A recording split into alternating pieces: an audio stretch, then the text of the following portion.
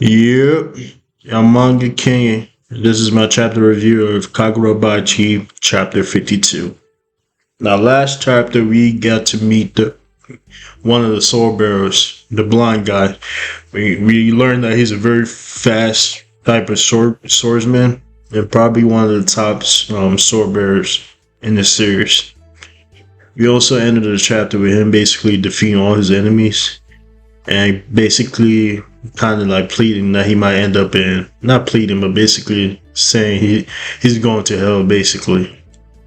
Now this chapter was a very good chapter. We had a live fight with the Mahito type of guy. He has the same I don't know how to say his name, but he's a Mahito type of character. So this fight between him and the main character was interesting.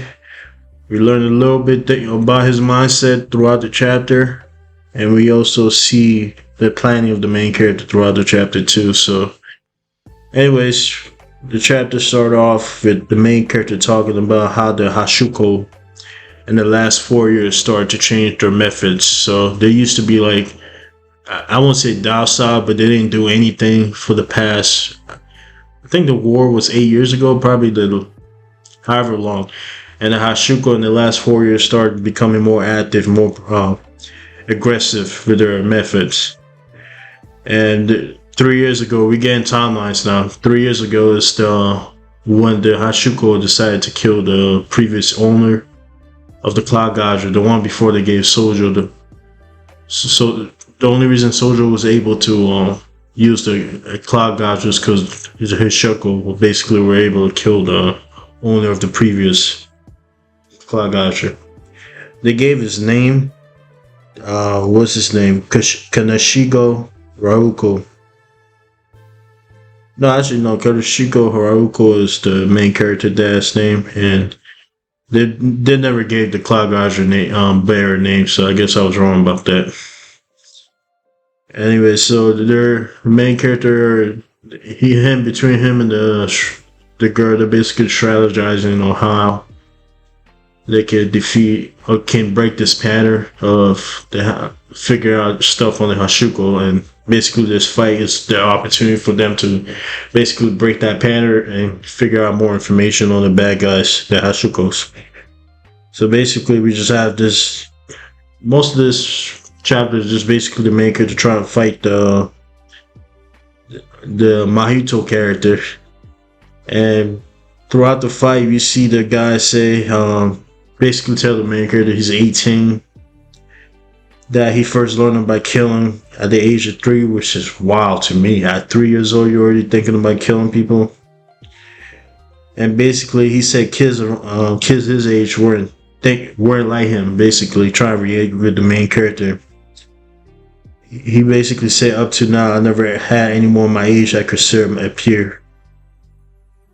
And basically, he's saying this to tell the main character that Shuraku, you and I could be friends. Basically, he has this twisted mindset because the main character killed, that they could be friends. But basically, the main character thought about all the murders that this guy committed throughout this arc, and he gets mad because basically, I feel like the main character thinks that his killing is justified because he's trying to save lives, and the bad guy's killing, the Hashuko killing, is just them trying to get up in life.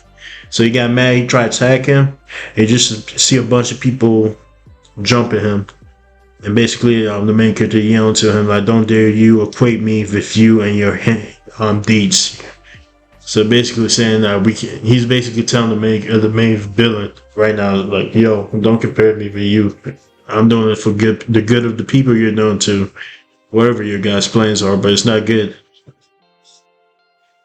Basically, like, this is why I keep calling him Mahito from Jujutsu Kaisen, because Mahito had this thing with Itadori where he wanted them to call themselves the same. Like, he's like, we're the same. So this guy said the same thing after the main character said that about not comparing them. He basically said we're equals. So you could call me Hayuki.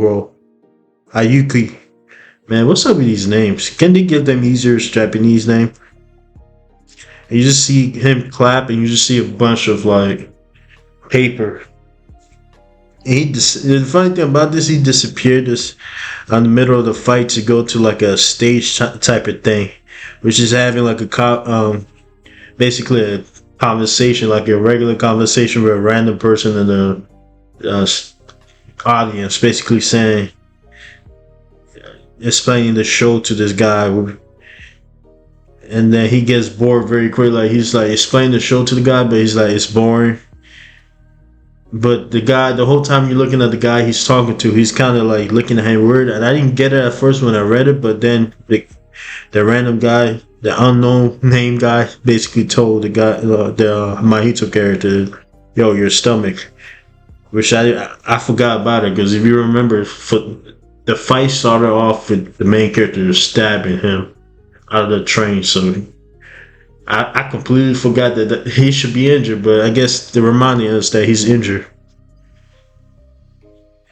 And basically, throughout the fight, after that, you just see him getting jumped by other people, and you just see the Mahito characters just basically explaining how these people they hire are not in the same level with the main character, because the desk key, the thing that is basically a one-time use, where if you use it, you're not going to be able to train up with it because you die after you use it. So it's basically useless for an experienced fighter. It's good for people who are closer to them, but it's not good for like people like the main character who has a Shanty blade. So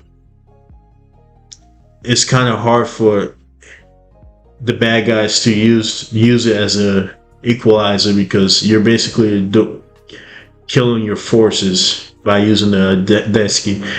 But the important thing he said though was basically he chose this group so they kind of know how to fight together. But that doesn't matter, because the main character basically demolished them, and you see this cool thing between the main character and this guy, the Mahito character, just basically calling the main character the bad guy, and him saying this is the good part. When earlier he said this show was boring, but because the main character is basically coming through the building, breaking in, you just see him in the air, and you just see a bunch of people in the audience on the floor level, seeing the main character cutting through the bad guy's arm and head off. This is a cool ass panel, and you just see him spin off and land and have like a dramatic heroic pose. You know how those superhero landing is? He just did that. You just see people yelling at the background, just basically running away, because obviously you just saw someone kill someone, so basically you will be running too. And the guy is basically impressed with the main character being able to defeat them. But so the reason he came to this theater type of thing is basically to try to prove a point with the main character. Mahito basically said to the main character, "You feel it, don't you? To the average person, you're a monster." And the main character tried to refute it. He said, "Who fault is this?" But the guy said, "Don't you see? I'm the only one who can understand you." And we ended the chapter with the main character say, "Cut the BS." So basically, this is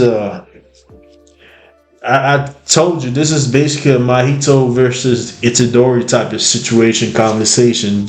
With Mahito trying to convince Itadori that they're the same. There's the same situation with this Mahito character trying to convince the main character we're the same. And it looks like he's trying to be friends with him, so that's interesting. He has a warped mindset. Maybe the main character can kind of get him to come over to his side.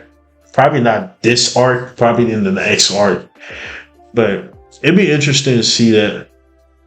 But anyways, this is a good chapter. To be honest, at 9 out of 10, I love Kagurabachi. Like, I never get bored with these, so I love the paneling with these chapters. If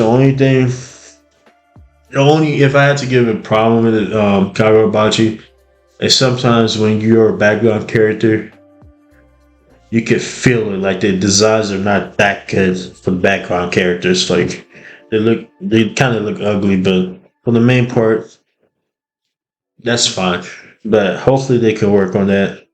But that's like me nitpicking. So, anyways, do all the YouTube stuff. Subscribe, comment down below, and Manga Family, we out. Oh, by the way, Hunter x Hunter is back. So if you guys are interested in that, chapter 4.